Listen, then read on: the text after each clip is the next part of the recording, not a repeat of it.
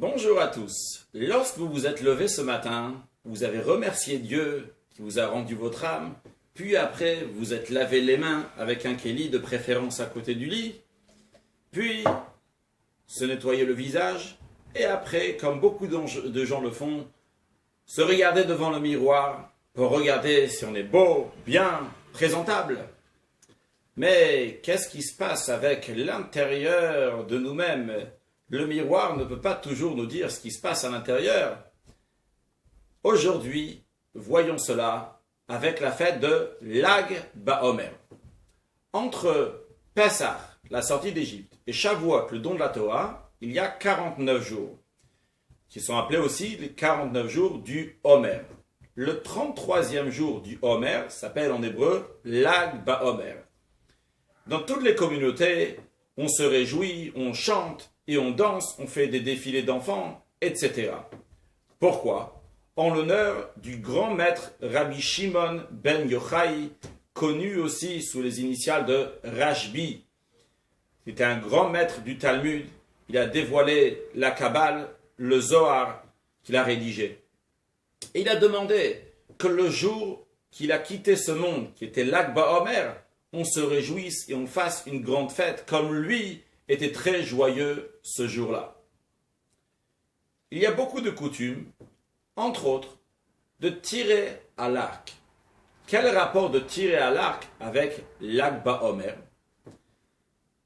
Il faut repartir il y a 4000 ans, lorsque Dieu a amené un déluge sur le monde pour exterminer les êtres humains qui étaient malheureusement mal comportés. Après le déluge, Dieu a dit à Noach, à Noé, je ne vais plus ramener de déluge sur terre. Et si un jour j'ai envie de ramener un déluge sur terre parce que les gens se comportent mal, je vais mettre l'arc.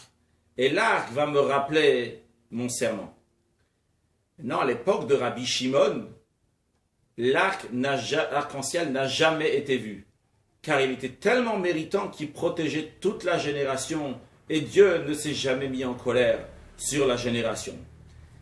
Puisque Lag Baomer, Rabbi Shimon a quitté ce monde, maintenant on va avoir besoin de l'arc-en-ciel, en souvenir de ça et des coutumes de tirer à l'arc. Mais la question qui se pose, Lag Baomer, c'est un jour de joie. Comment ce jour-là on tire à l'arc qui nous rappelle la tristesse que maintenant on aura besoin de l'arc parce que le comportement n'est pas aussi bien, on n'a pas un si grand mérite qu'à l'époque de Rabbi Shimon. Seulement, voyons qu'est-ce que représente l'arc dans le sens plus profond des choses et on va comprendre le lien de l'arc avec Rabbi Shimon. Lorsqu'on va faire la guerre, on utilise deux sortes d'armes. Des armes pour les ennemis qui sont proches et des armes pour les ennemis qui sont loin. Les ennemis qui sont proches et qui sont visibles, on utilise une épée pour se battre avec eux. Par contre, les ennemis qui sont loin, on utilise des arcs avec des flèches qui vont tirer loin, même si les ennemis sont invisibles, on tire de partout. Et sûrement, on va tirer sur un ennemi. En ce qui nous concerne, dans la vie de tous les jours, dans la vie spirituelle, on a des ennemis proches et des ennemis loin. Les ennemis proches sont les ennemis, les mauvaises choses qui sont autour de nous, qui sont visibles et concrets, et qu'on sait comment s'en sortir et comment se battre avec eux. Ne pas mentir, ne pas voler, ne pas dire quelque chose de malhonnête à quelqu'un, etc. Ce sont des choses qui sont très claires et nettes qu'on peut se battre avec. Par contre, il y a un ennemi qui est loin, l'ennemi qui est à l'intérieur de nous, comme la colère, la haine, la jalousie, l'orgueil, les instincts, les addictions qui sont mauvais. Cela, c'est à l'intérieur de nous, c'est un ennemi qui est lointain. Et pour cela, il y a besoin d'une flèche. Qu'est-ce que cela veut dire? Dans la partie de la Torah, il y a une partie qui est considérée entre guillemets comme une épée, et une partie qui est considérée comme une flèche. Il y a la partie dévoilée de la Torah et la partie cachée de la Torah. La partie dévoilée de la Torah nous apprend comment nous comporter dans la vie de tous les jours, dans les choses qui sont concrètes et visibles, que ce soit entre nous et les êtres humains, comment se comporter avec ses voisins, avec ses enfants, avec ses parents, avec son conjoint, avec ses étudiants, avec ses enseignants, etc. Comment dans la vie de tous les jours. Puis, la partie aussi comment se comporter avec Dieu, comment on met des tefilines, comment on allume les bougies de Shabbat, comment garder la pureté familiale, comment manger kasher, comment poser une mezouza, comment éduquer nos enfants, etc. Quand quelqu'un il fait tout ça, la partie concrète de la Torah, il peut se regarder dans le miroir et dire « Mais je suis parfait, je suis extraordinaire, je suis quelqu'un de bien religieux qui fait tout ce qu'il faut à la lettre. Tout a l'air d'aller très très bien. » Mais la question qu'il doit se demander, qu'est-ce qui se passe avec mon intérieur?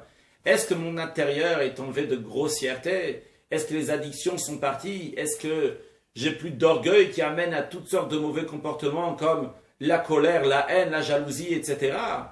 Et comme sûrement ce n'est pas le cas, on lui dit à ce moment-là, tu as besoin d'une autre partie de la Torah, la partie profonde de la Torah, qui va parler de ta profondeur, qui va parler de ton âme, de ton intérieur, et comment ton intérieur aussi va se rapprocher à Dieu. Cet homme doit se demander la question, est-ce que des fois je suis sorti de moi-même pour aider quelqu'un d'autre? Est-ce que de temps en temps je touche un peu quelque chose de divin, du spirituel, où je suis toujours dans la matière, même dans le cadre de la Torah Mitzvot, mais toujours dans la matière? Et si ce n'est pas le cas, on me dit, tu as besoin de l'arc qui tire la flèche, tire de plus en plus, je la tire vers moi, elle va aller encore plus loin. Elle va tuer cet ennemi invisible qui est dans la profondeur de moi. Et ça, c'est le cadeau de Rabbi Shimon qui a dévoilé la profondeur de la Torah, qui nous apprend à ne pas regarder les choses uniquement superficiellement, mais regarder aussi l'intérieur qu'il y a dans chaque chose. Regardez notre intérieur, quelque chose que le miroir ne pourra pas nous dire. On apprend la profondeur de la Torah, et par cela on arrive à tuer même l'ennemi intérieur, les mauvaises habitudes qu'on a dans nous-mêmes, les mauvais comportements qu'on a, que eux aussi vont être anéantis et changés en bien. Lorsque ça arrive, l'Akba Omer, on va prendre sur nous-mêmes d'étudier la profondeur de la Torah. Rajbi a dévoilé le Zohar, plus tard le Baal Shem Tov, la Chassidoute, et de nos jours, dans la Chassidoute, Chabad, tout cela est expliqué de manière claire, comment ça nous parle dans la vie de tous les jours. Réjouissons-nous à l'Akba Omer en l'honneur de Rabbi Shimon, et Dieu nous donnera une joie éternelle avec la venue de Mashiach très prochainement. Une excellente journée.